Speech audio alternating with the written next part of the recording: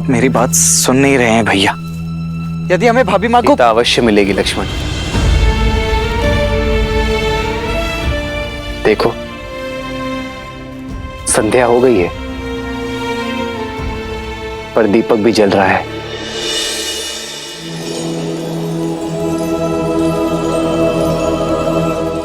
ऐसे ही अपने मन में इस आस रूपी दीपक को सदा प्रज्वलित रहना चाहिए।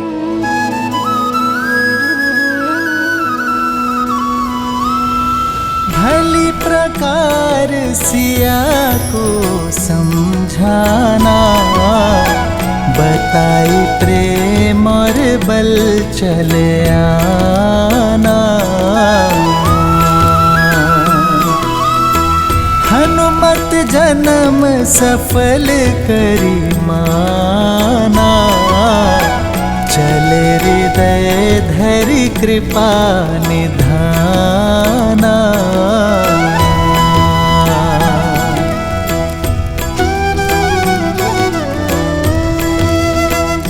हमें अलग अलग टुकड़ियों में बंट जाना चाहिए। एक कार्य करते हैं, आप उस दिशा में देखिए और एक टुकड़ी उस ओर।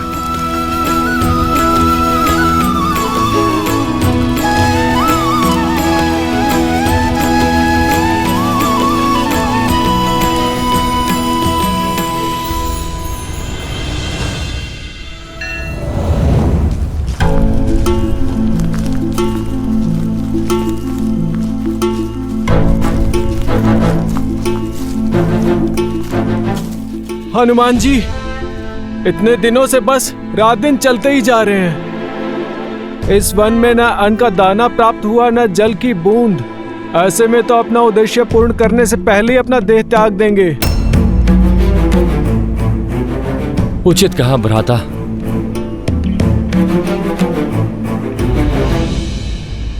महाबली हनुमान, वो देखिए।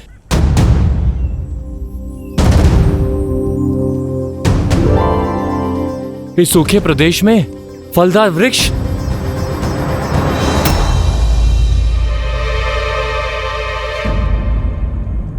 आज तो मैं पेट भर के खाऊंगा। चलो नील चलो। रुको। चारों ओर सूखे वृक्ष के बीच एक फलदार वृक्ष का होना संदेहदायक है। हमें सावधान रहना चाहिए। हनुमान जी, आप व्यर्थ में ही चिंता कर रहे हैं। प्रभु की भेंट है, ग्रहण करने दीजिए।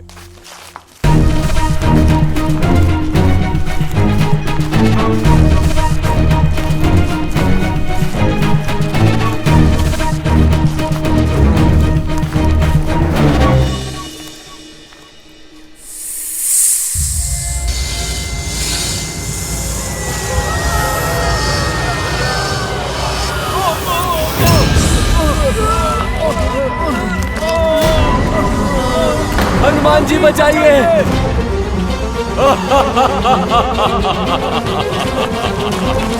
हनुमान जी बचाइए। हनुमान जी बचाइए।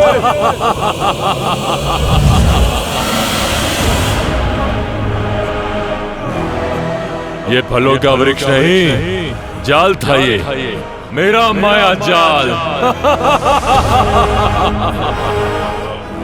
जिसमें तुम सारे फंस गए। ये तुम्हारे भोजन का स्थान नहीं, मेरे भोजन का स्रोत है। इस उजड़ वन में जो भी आहार की खोज करता है वो मेरा आहार बन जाता है। हनुमान काका, नेतृत्व मैं कर रहा हूं। अपने गुट की रक्षा का दायित्व मुझे उठाने की आज्ञा दीजिए।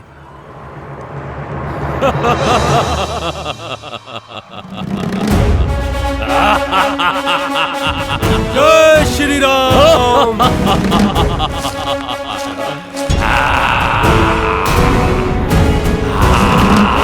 जय श्री राम।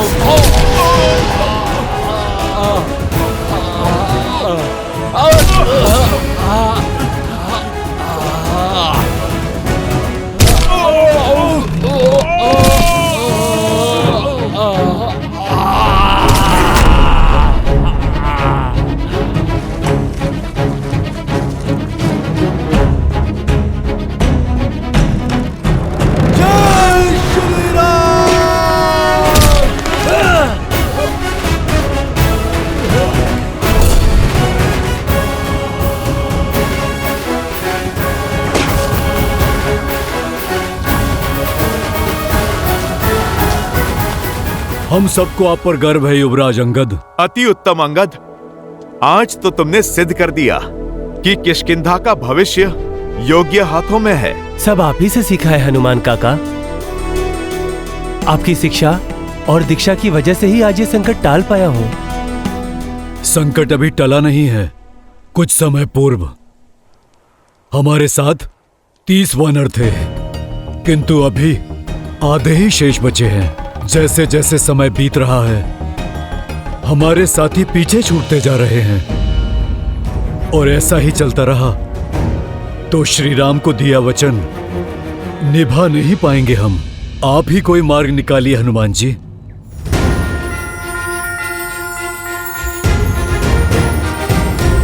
जय श्री राम।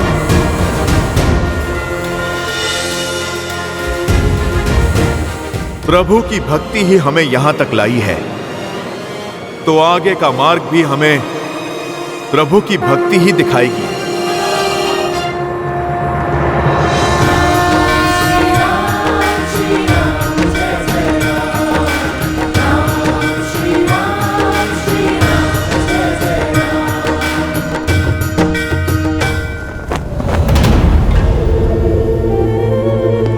लंकेश, मैं विचलित हूं मंदोदरी। किसी भी प्रकार के ज्ञान या प्रवचन को सुनने को सज नहीं। विभीषण ने आपसे मुख मोड़ लिया है। जानते हैं क्यों? क्योंकि आपकी अतिथि सीता ने उनका हृदय परिवर्तित किया है, उन्हें धर्म का मार्ग दिखाया है। यदि आप अब भी ना संभले तो एक दिन संपूर्ण लंका आपसे विमुख हो जाएगी। अभी भी समय है, सीता लौटा दीजिए, अन्यथा कोई ऐसा अनर्थ हो जाएगा और आप कुछ नहीं कर पाएंगे।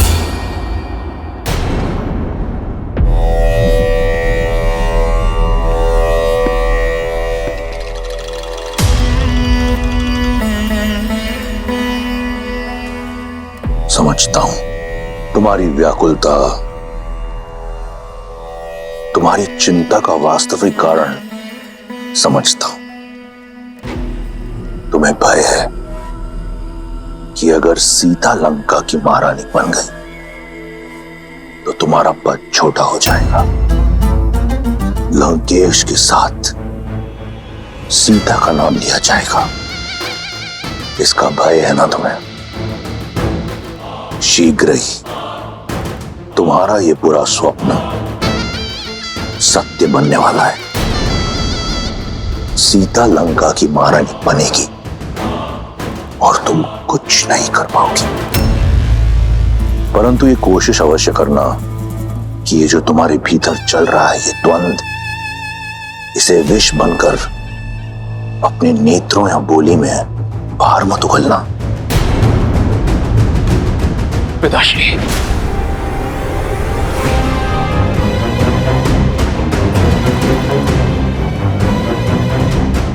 तो अब मेरे पुत्र को भी मुझ पर संदेह होने लगा।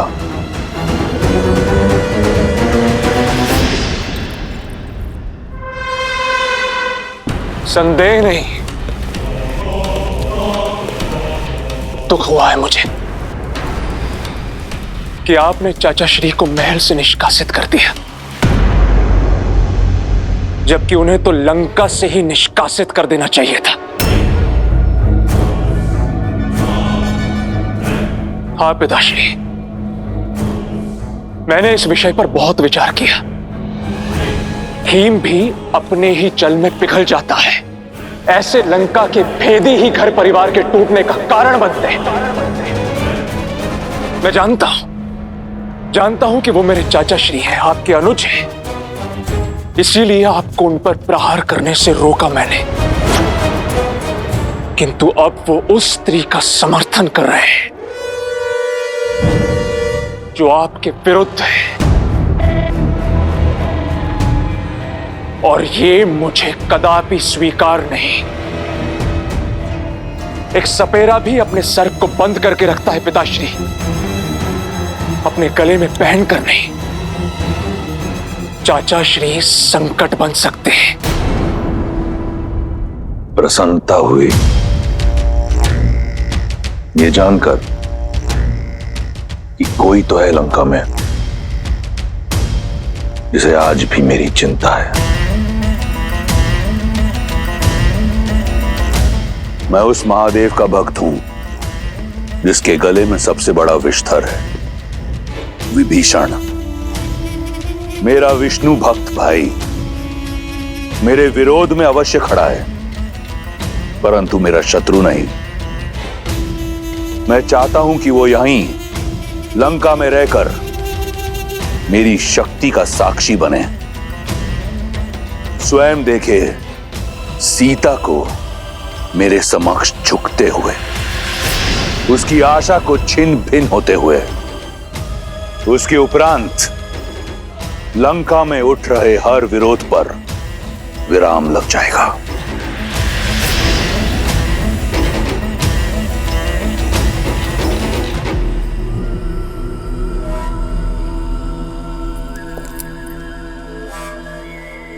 आप वो देख लेते हैं पिताश्री,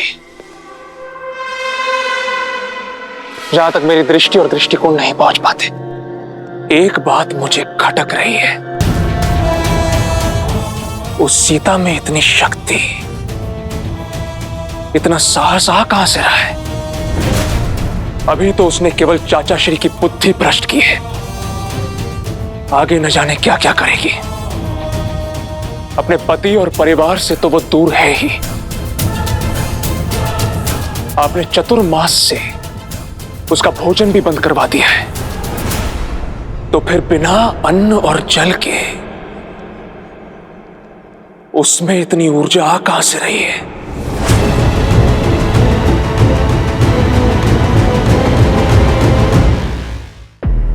पिताश्री, अशोक वाटिका में अवश्य ही कुछ ऐसा हो रहा है जो हमारी दृष्टि से दूर है।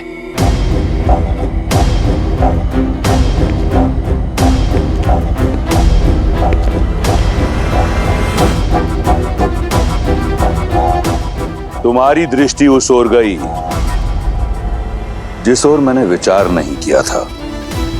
सही कहा तुमने, कुछ तो अवश्य है जो अशोक वाटिका में हम जानते नहीं। तो पता लगाना होगा पिताश्री। इस कार्य के लिए कोई है तुम्हारी दृष्टि में? मेरा अनुज अक्षय कुमार।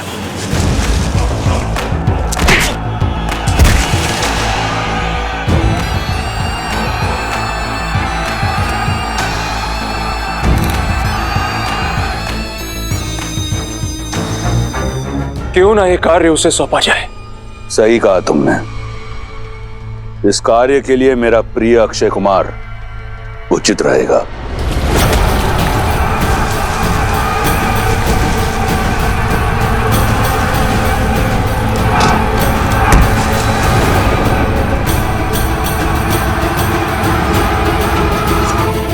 जाओ, कहो उसे कि उसके पिता ने उसे यहां बुलाया है। जी पिताश्री।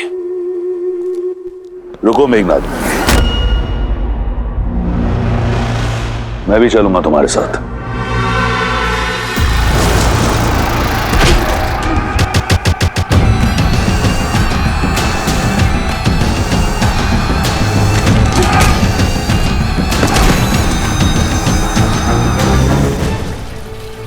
दांव लगाया जाए, कौन जीतेगा दल प्रमुख? दो भाइयों के बीच में युद्ध है, जीत में भी हार ही होगी। यही तो सबसे बड़ा आनंद है। मेरा मत है ये लंबा वाला योद्धा जीतेगा। इसका गठीला शरीर, लंबाई इसकी सहायता करेंगे।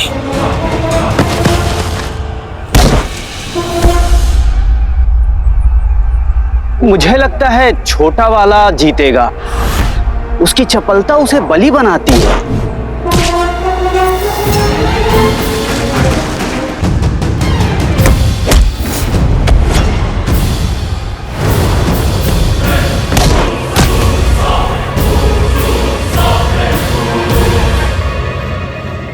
अद्भुत।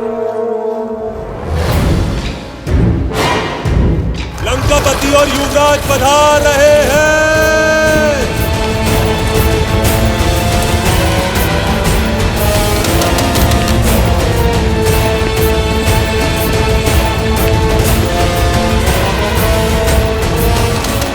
क्षमा कीजिए पिताश्री, फिर आप ही बताइए ना, और क्या करता मैंने बोला था उसे मार दे अपने भाई को, और नहीं माना वो। मैंने उचित किया ना पिताश्री? भ्राता, न्याय अब भी अधूरा है। लंका में पराजित होने वाले के लिए कोई स्थान नहीं है।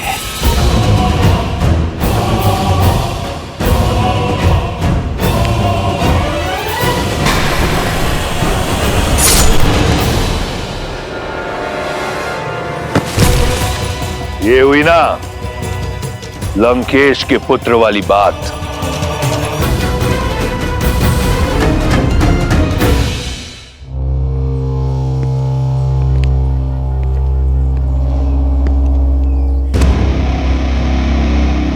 अक्षय, यदि तुम ऐसे ही अपने मनोरंजन के लिए हमारे सैनिकों की आहुति देते रहे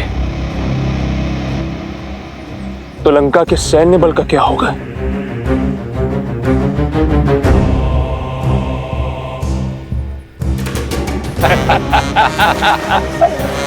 अक्षय, मेरे अनुज, आपके और मेरे होते हुए किसी और की आवश्यकता ही क्या है भैया?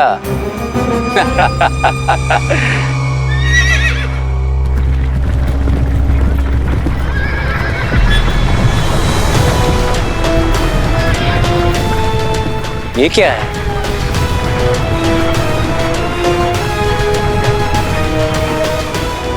कितना सुंदर! ऐसा दिव्य रथ किसका है भैया? तुम्हारा, पिताश्री की ओर से।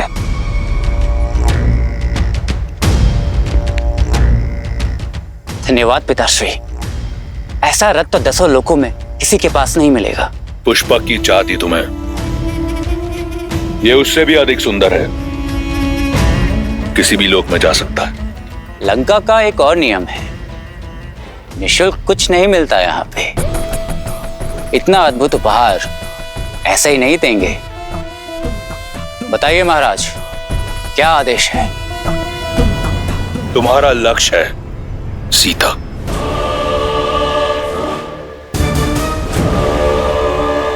कहने की आवश्यकता नहीं है पिताश्री, जानता हूं आप क्या कहना चाहते हैं।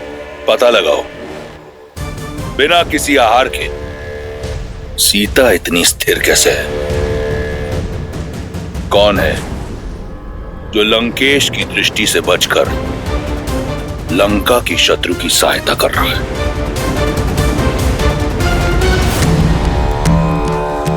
लो सीता, भोजन ग्रहण कर लो।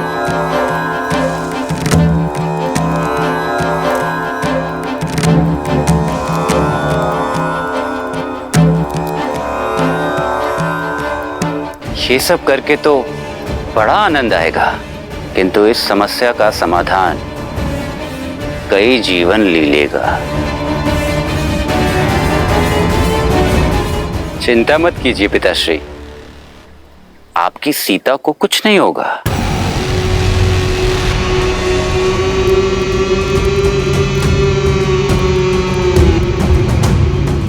धन्यवाद त्रिजना।